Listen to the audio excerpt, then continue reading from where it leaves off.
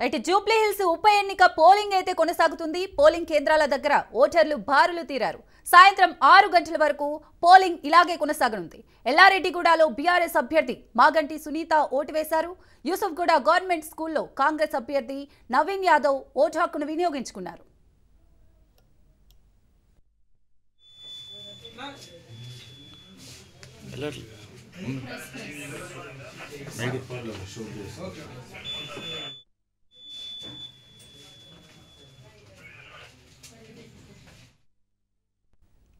ఇక Jubilee hills బరిలో 58 మంది అభ్యర్థులు ఉన్నారు. ప్రధానంగా కాంగ్రెస్, బీఆర్ఎస్, బీజేపీ మధ్య పోటీ ఉండనుంది. జూబ్లీ హిల్స్ నియోజకవర్గంలో మొత్తం 4,01,365 మంది ఓటర్లు ఉన్నారు. 65 ప్రాంతాల్లో 226 సమస్యాత్మక పోలింగ్ కేంద్రాలను గుర్తించారు.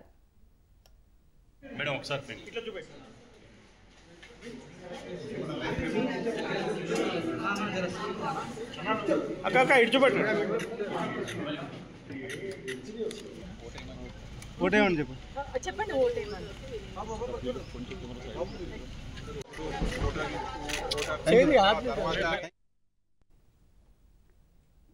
రైట్ జూబ్లీ హిల్స్ ఉప ఎన్నికకు సంబంధించి మరిన్ని అప్డేట్స్ ఎర్రగడ్డ నియోజకవర్గం నుంచి అయితే మా ప్రతినిధి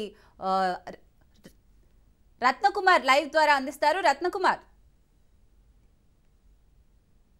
జూబ్లీ హిల్స్ ఉప ఎన్నికకు సంబంధించి వాళ్ళ ఉదయం 7 గంటల నుంచి ఓటర్లు తమ ఓటు హక్కును వివిధ పోలింగ్ బూత్లలో వినియోగించుకుంటున్నారు. 6 గంటల 30 నిమిషాలకు మాక్ పోలింగ్ అనేది కంప్లీట్ అయిన తర్వాత 7 గంటలకు పోలింగ్ అనేది స్టార్ట్ అయింది. వివిధ ప్రాంతాల నుంచి ఏర్పాటు చేసినటువంటి అన్ని పోలింగ్ బూత్లలో ప్రస్తుతం జూబ్లీ హిల్స్ కాన్స్టిట్యున్సీకి సంబంధించినటువంటి ఓటర్లు తమ ఓటు హక్కును వినియోగించుకున్నటువంటి పరిస్థితి ఉంది. ప్రస్తుతం మనం ఎర్రగడ్డలోని పోలింగ్ కేంద్రం వద్ద ఉన్నాం. ఒకసారి విజువల్స్ లో చూసినట్లయితే 7 గంటల నుంచి ఇవాళ తెల్లవారుజామున 7 గంటల నుంచే ఓటర్లు తమ ఓటు హక్కును వినియోగించుకున్నటువంటి పరిస్థితి కనిపిస్తోంది. ఇప్పటికే ఓటర్లు క్యూ లైన్లలో నిలబడి ఉన్నారు. నిలబడి తమ ఓటు హక్కును వినియోగించుకుంటున్నారు. ఇక ప్రస్తుతం మనం ఉన్నటువంటి ఈ యొక్క ఎర్రగడ్డ పోలింగ్ కేంద్రాన్ని విషయానికి వచ్చిన మొత్తం 6 పోలింగ్ బూత్లను ఏర్పాటు చేయడం జరిగింది. 6 పోలింగ్ బూత్లకు సంబంధించి కూడా ఒక్కొక్క పోలింగ్ బూత్ లో 1000 మంది వరకు కూడా ఓటర్లు ఉన్నారు. సో మనం ఒకసారి విజువల్స్ లో చూడొచ్చు. వీళ్ళందరూ కూడా చాలా యాక్టివ్ గానే ఉదయం నుంచి బారులు తీరి ఓటింగ్ ను వినియోగించుకున్నటువంటి ఆ పరిస్థితి అయితే కనిపిస్తోంది.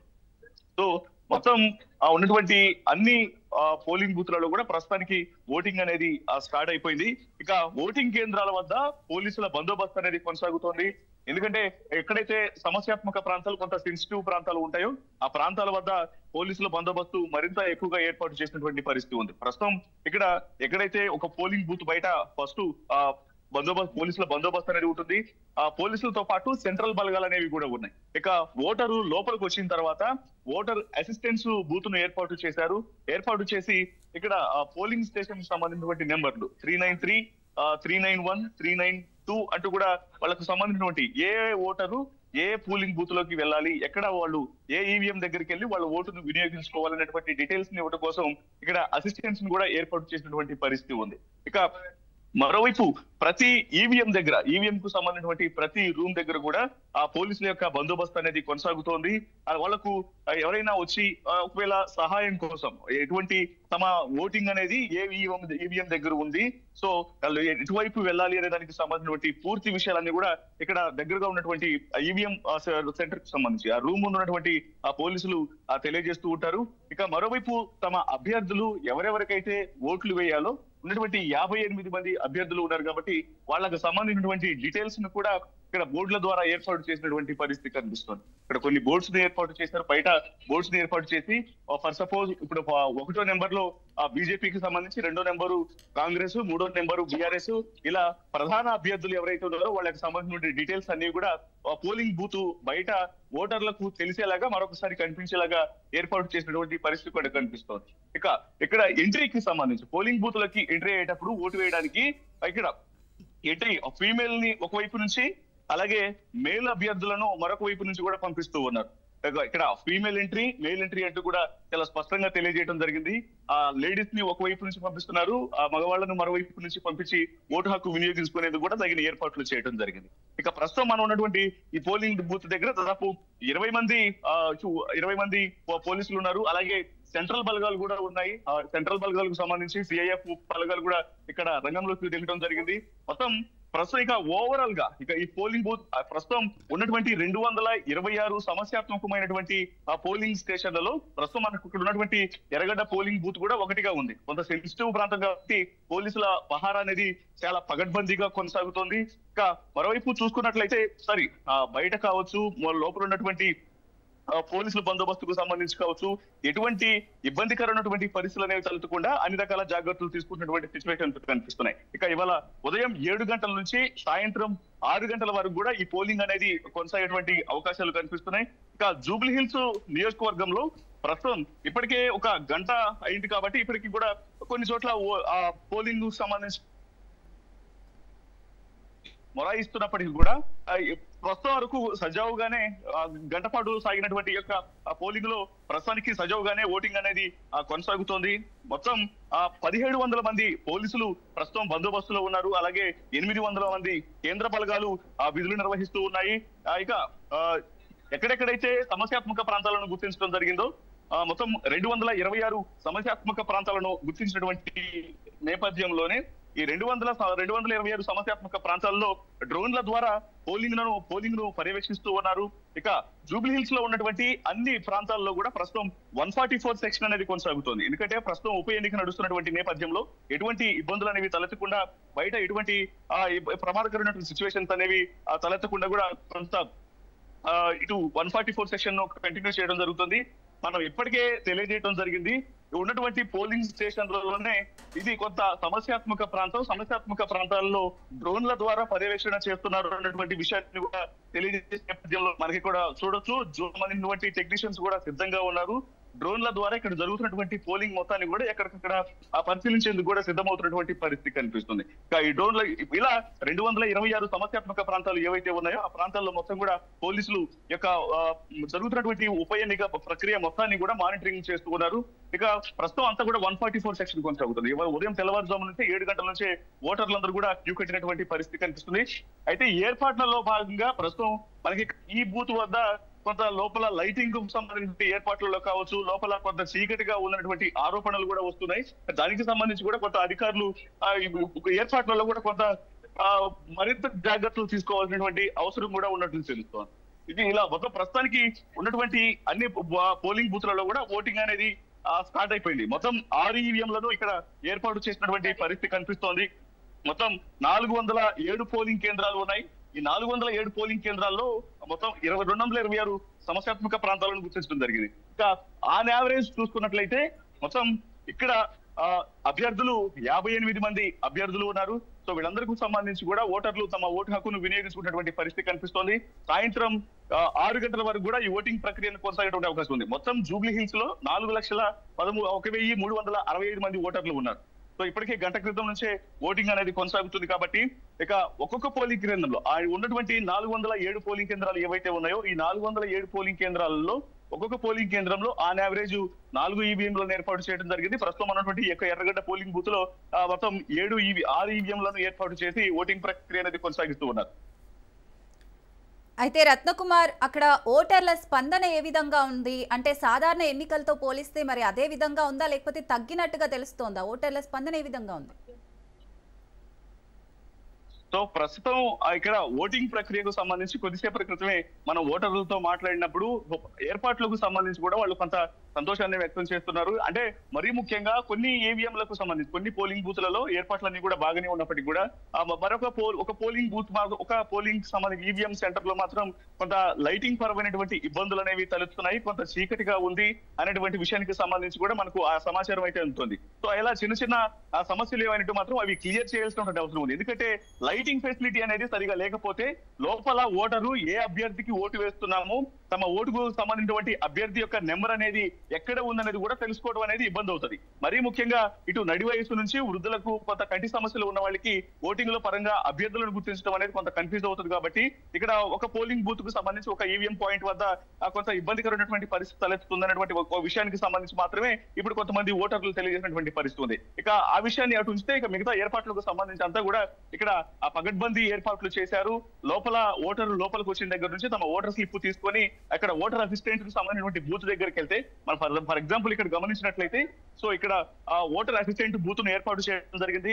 ఆ ఓటరు బయట గేట్ దగ్గర నుంచి లోపలికి ఎంట్రీ కాగానే ఓటర్ అసిస్టెంట్ ఎంట్రీలోనే ఉంటుంది. సో వాళ్ళ దగ్గరకు వచ్చినప్పుడు ఓటర్ స్లిప్ తీసుకొని తమ ఓటేసినటువంటి మనం ఒకసారి విజువల్స్ లో చూడు వాళ్ళు దానికి ఓటర్ స్లిప్ కు సంబంధించినటువంటి ఐడి కార్డ్స్ ను వాళ్ళు సబ్మిట్ చేసిన తర్వాత వాళ్ళు ఎక్కడికి వెళ్ళాలి, లోపల ఏ ఈవీఎం పాయింట్ దగ్గరికి వెళ్ళి ఇక్కడ మొత్తం 393 ఇలా మొత్తం వాళ్ళకి సంబంధించినటువంటి ఏర్పాట్లన్నీ కూడా చేశారు. కాబట్టి వీటిలో ఎక్కడ తమ ఓటు ఉందనేది కూడా తెలుసుకునేందుకు ఇక్కడ ఉన్నటువంటి అసిస్టెంట్స్ హెల్ప్ చేస్తున్నటువంటి పరిస్థితి ఉంది. మొత్తం 388, 389, 390, 391, 392, 393 ఇలా పోలింగ్ స్టేషన్స్ లో ఇక్కడ ఎర్రగడ్డ పోలింగ్ బూత్ లో ఏర్పాటు చేయడం జరిగింది. రెండింటికి సంబంధించిన ఇన్ఫర్మేషన్ తెలుసుకున్న తర్వాత ఓటర్ ఇక్కడ వాళ్ళు ఇచ్చినటువంటి సలహాలను తీసుకొని తమ పోలింగ్ యొక్క ఈవీఎం పాయింట్ అనేది ఎక్కడ ఉంది, స్టేషన్ ఎక్కడ ఉంది అనేది అక్కడ వాళ్ళు ఓటు హక్కును వినియోగించుకోవడం కోసం ఇటు మహిళలు అలాగే ఇటు పురుషులు ప్రతి ఒక్కళ్ళు కూడా తమ ఓటు హక్కును వినియోగించుకుంటున్నారు.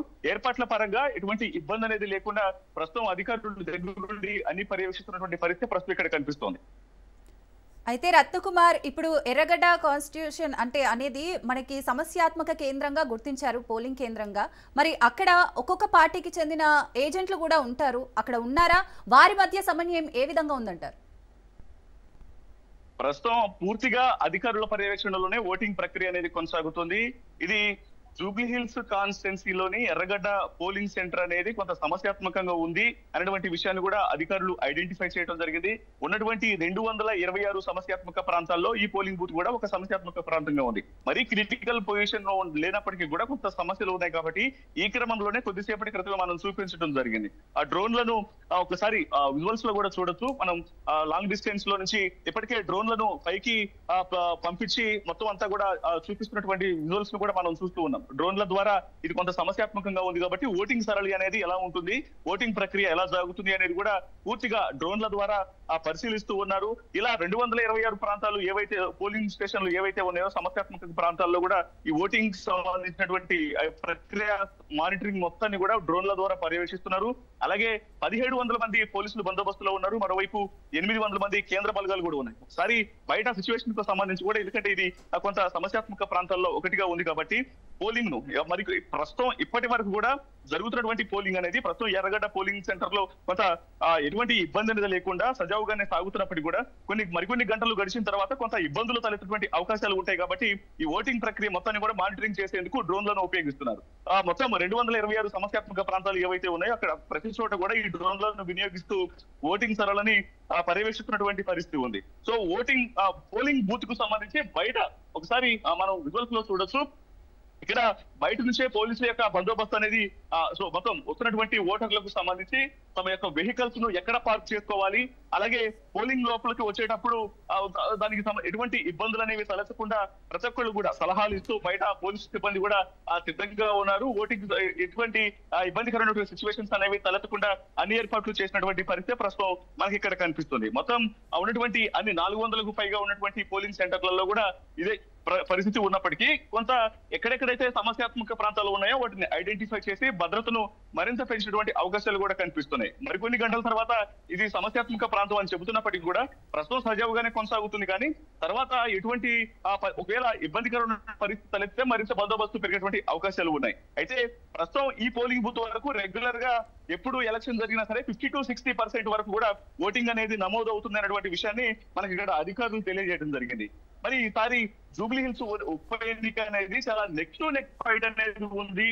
ప్రధానంగా బీఆర్ఎస్ కాంగ్రెస్ ల మధ్య పోటీ అనేది జరుగుతున్నటువంటి విషయం ప్రస్తుతం తెలుస్తోంది. కాబట్టి మరి దీని మీద ఎవరు గెలుస్తారు ఏంటి అనేది అటుంచితే ఓటింగ్ పర్సెంటేజ్ అనేది ఎంతవరకు నమోదవుతున్నటువంటి ఆసక్తి ప్రతి ఒక్కళ్ళు కూడా నెలకొని ఉంది. మరి ఈ పోలింగ్ ఎర్రగడ్డ పోలింగ్ బూత్ వద్ద గతంలో 50 నుంచి 60% వరకు మాత్రమే పోలింగ్ అనేది నమోదైనటువంటి విషయాలను తెలియజేశారు. కాబట్టి ఇప్పటికే అధికారులు కూడా చాలా స్పష్టంగా తెలియజేశారు, ఎన్నికల కమిషన్ తెలియజేయడం జరిగింది, అలాగే పార్టీ అభ్యర్థులు తెలియజేశారు.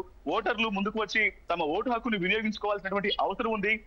మీ ఓటే రేపటి మీ యొక్క అభివృద్ధిని డిసైడ్ చేస్తున్నటువంటి విషయాలను ఇప్పటికే తెలియజేసినటువంటి నేపథ్యంలోనే ఓటర్లు ఇంకా సమస్యాత్మకంగా మనం చెబుతున్నటువంటి యొక్క ఎర్రగడ్డ పోలింగ్ బూత్ కి 7 గంటల నుంచి 6:30 పోలింగ్ బూత్ మాక్ పోలింగ్ అనేది కంప్లీట్ అయిన తర్వాత 7 గంటల నుంచే వరుసగా ఓటర్లందరూ కూడా వచ్చి ఓటింగ్ ప్రక్రియను కొనసాగిస్తున్నారు, తమ ఓటు హక్కును వినియోగించుకుంటూ ఉన్నారు. సో మరి ఈ ఓటింగ్ ప్రక్రియ ముగిసేంత వరకు సాయంత్రం 6 గంటల వరకు కూడా సమయం ఉంది. కాబట్టి అప్పటి వరకు ఎంత ఓటింగ్ అనేది నమోదవుతుంది అనేది కూడా వేచి చూడాల్సినటువంటి అవసరం ఉంది. Right, thank you Ratnakumar.